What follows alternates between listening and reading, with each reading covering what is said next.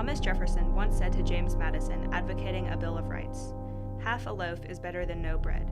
If we cannot secure all our rights, let us secure what we can." America, land of the free, home of the brave. But what does it mean to be truly American? Immigrants have been present in America throughout history. They played a major role in shaping our country. Many revolutionary people we recognize today were immigrants. All of these people played critical roles in history, and without these figures, our lives today would look very different. According to the Pew Research Center, 17% of the U.S. workforce is comprised of immigrants. However, as long as there has been the idea of immigration, there have always been opponents to it. It is a topic that requires lawmakers to balance economic, security, and humanitarian factors. In recent politics, it has become a popular and heated topic among both members of American government and citizens alike. Immigration is a word that, to some, triggers fear and to others inspires hope. But before we can go into the current political climate surrounding this topic, we need to look at the history first.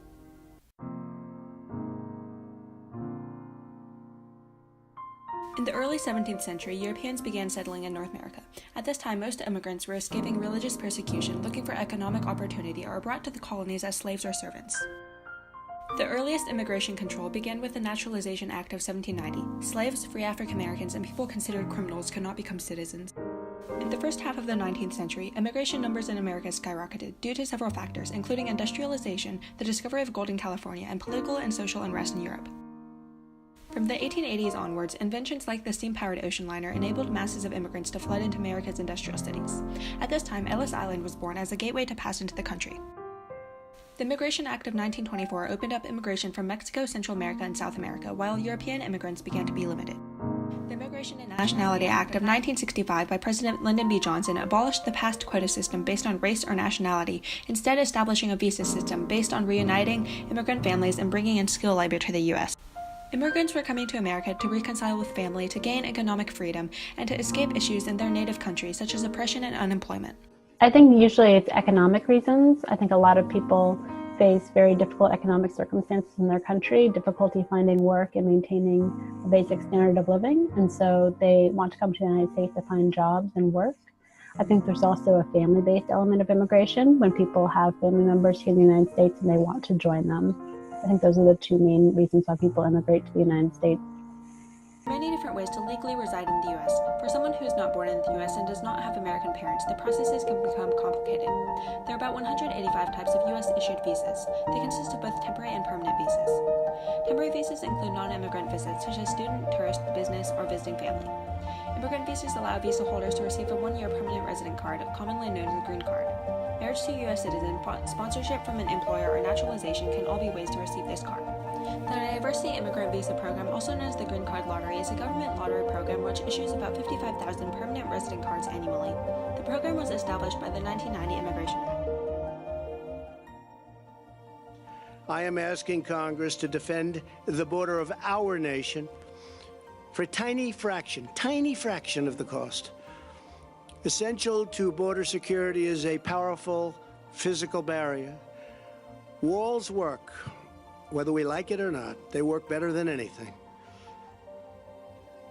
Well, I think what you hear most loudly is that Trump wants a border wall because he thinks that will stop illegal immigrants from coming into the country from Mexico and Latin America. That, of course, fails to recognize that there are lots of ways that people come to the United States and then end up becoming undocumented immigrants. You certainly can cross through the northern border or get here legally through any means of entry, including coming on a tourist visa or work visa or anything, and then just overstay your visa. So there are lots of people who are here without proper documentation that didn't come across the U.S.-Mexican border. They were coming to America, the most powerful country in the world, asking for help. A country that has traditionally been made up of immigrants. Because let's face it, unless you're Native American, we all come from somewhere else. This country is made up of immigrants. These folks, all they wanted was an opportunity to succeed and to achieve the American dream. And today, they're in prisons. Our heritage part of our heritage is to accept them. And that's the country we live in, is that we are accepting of other people coming in, especially if they're escaping poverty, or if they're escaping physical danger or political danger. It's un-American not to accept newcomers, I think. There have been persistent cries from both the left and right sides of the aisle to change legal immigration laws and regulate illegal immigrants. The topic of American immigration is one that is deeply intertwined with American identity, and the entire debate regarding it is one anybody who considers themselves an American must take part in. The multifaceted issue of who is able to call themselves a citizen of the United States will always be a perpetual point of controversy. What we have to do as a country, crucial to any discussion, is starting off without judgment and preconception. A closed mindset is just as dangerous as an open border.